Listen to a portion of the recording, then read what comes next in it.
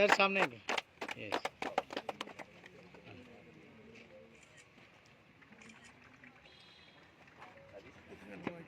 हाँ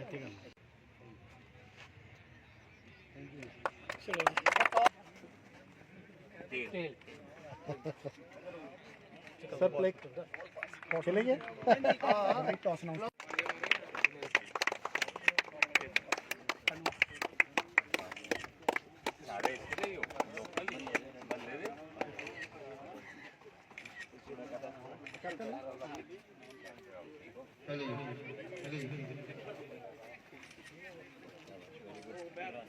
खेलो, सेहत बनाओ, ठीक है। नशे से दूर रहो, सिगरेट स्मोकिंग दूर रहना है। सेहत बनाओ, दूध पियो, अच्छी चीज़ें खाओ।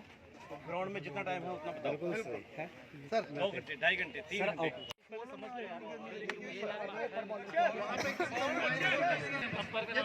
बंदा खेल नहीं रहा। चार वाले ना खिलौने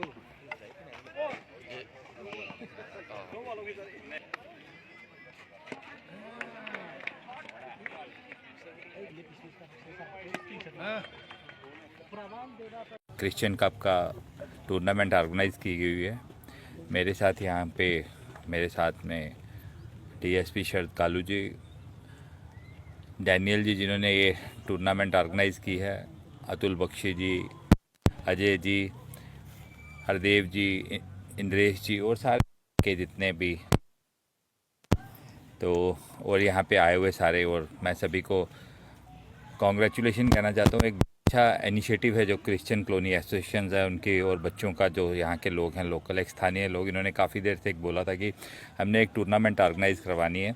तो आज उस टूर्नामेंट का शुभारंभ हुआ है। इसमें अप्रॉक्सीमेटली 16 टीमें हैं जिन्होंने पार्टिसिपेट किया है और 15 दिसंबर को इसका फाइनल है। एक क्रिश्चियन कॉलोनी के जो लोग हैं इनका मैं धन्यवाद करता हूँ। एक बड़ा अच्छा इनिशिएटिव है क्योंकि हमारे बच्चे जो हैं मोस्टली आपने देखा होगा कि ड्रग्स के अंदर इन्वॉल्व हो गए हैं। अगर गेम्स के अंदर इन्वॉल्व होंगे तो ड्रग्स से वो दूर जाएंगे। इसके लिए मैं इनको हार्दिक बधाई और शुभकामनाएं देता हूं। एक अच्छी टूर्नामेंट रहे ये। क्रिसमस से पहले 15 दिसंबर को इसका फ़ाइनल रहेगा। इस फाइनल में भी हम यहाँ पे पार्टिसिपेट करेंगे। फाइनल के इसमें काफ़ी सारे लोगों ने अपना योगदान दिया है। हमारे हैप्पी शर्मा जी और नेस्कैफ़े वाले और काफ़ी स्पॉन्सर्स हैं यहाँ के लिए। एक अच्छा इवेंट इन्होंने ऑर्गेनाइज़ किया है। इनकी एक सोच को लेके, क्योंकि काफ़ी ये लोग अपने समाज के लिए और अपने लोगों के लिए काफ़ी चिंता में रहते हैं, और मेरा भी इनके साथ ज़्यादा इंटरेक्शन जो है इलेक्शन के दिनों में हुआ, और मैंने एज ए वोटर नहीं, एज ए इनको छोटा भाई और अपना परिवार का हिस्सा मान के मैं इनके साथ चलता हूँ। मेरे को रहता है कि हमेशा, लेकिन अगर मैं अपने मुंह से नहीं, आप अगर इनसे भी पूछोगे तो इन्होंने भी मेरे को अपना बड़ा भाई माना हुआ है, और एक हमने रिश्ता सा बना के रखा हुआ है कि इनके साथ कभी भी किसी तरह की इनको कोई, क्योंकि इससे पहले लोगों ने इनको इलेक्शन में एक वोट बैंक माना हुआ था। मैं एक वोट बैंक नहीं, अपने परिवार का हिस्सा मानता हूँ। एक इन्होंने जो इनिशिएटिव लिया है जो बच्चों को ड्रग्स से दूर रखने का और स्पोर्ट्स में इन्वॉल्व करने का, इसके लिए मैं इनको हार्दिक बधाई और शुभकामनाएं देता हूँ। अरुण जी, इन्होंने तो इनिशिएटिव लिया है, लेकिन जिस तरह की वीडियो आजकल जम्मू में निकल कर आ रही है, कितना ज़्यादा ज़रूरी है कि अपनी युवा शक्ति को इस ओर प्रेरित करना? देखो, एक हमेशा इवन असेंबली के अंदर भी मेरा जब इशू हुआ था ड्रग्स के ऊपर, तो मैंने कहा था अप्रॉक्सीमेटली जम्मू कश्मीर के अंदर 6 लाख बच्चे हैं जो ड्रग्स में इन्वॉल्व हैं। इन्होंने कहा था कि हम रिहैबिलिटेशन सेंटर खोल रहे हैं अलग। मेरे को जम्मू कश्मीर में रिहैबिलिटेशन सेंटर नहीं चाहिए, मेरे को जम्मू कश्मीर से ड्रग्स का खात्मा चाहिए। हम ड्रग्स को कैसे, क्योंकि आपने देखा होगा कि टेररिज्म के बाद नार्को टेररिज्म की तरफ पाकिस्तान ने एक रुख किया हुआ है, जिसमें उनको लगता है कि हम बॉर्डर के थ्रू जो इजी वे है पैसा कमाने का, लोग ड्रग्स लाते हैं। इसके लिए सभी पूरी सिविल सोसाइटी का और लोगों का, पुलिस एडमिनिस्ट्रेशन वगैरह तो इस पर काम कर रही है, लेकिन एक जनरल पब्लिक का भी उसमें काफ़ी बड़ा रोल है। हम कई बार देखते हैं कि कहीं बाज़ार या चौराहे में किसी का बच्चा ड्रग्स ले रहा होता है तो हम उसको अवॉइड कर देते हैं। वो कहते हैं जी किसी का बच्चा हमें, जब वही चीज़ हमारा बच्चा कर रहा होता तो हमारी अंतरात्मा पूरी वो जाग जाती है। इसलिए हमें सोसाइटी में जो भी आपको कहीं ऐसी एक्टिविटी मिले, वहाँ पे भी उस बच्चे को भी अपना बच्चा समझ के एक मैसेज देना चाहिए कि हमें इन चीज़ों से दूर रखना चाहिए।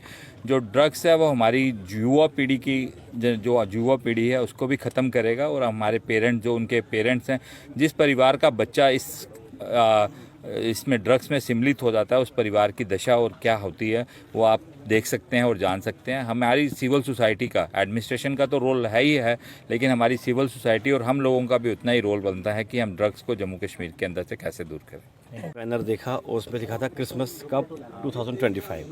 तो सबसे पहले ये जो क्रिसमस की शुरुआत है ये हुई है, तो मैं आप सबको क्रिसमस की बहुत बहुत बधाई देता हूँ, पूरी कम्युनिटी को, खुद को, हर किसी को।